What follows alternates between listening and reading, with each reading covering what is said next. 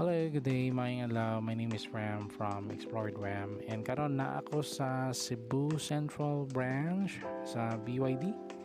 So we will explore a plug-in hybrid electric vehicle na affordable, no?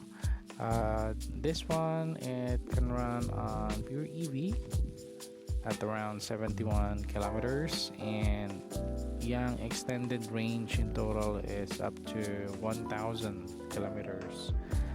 So 5 seaters ni siya, and it has the BYD Super DM-i technology, no?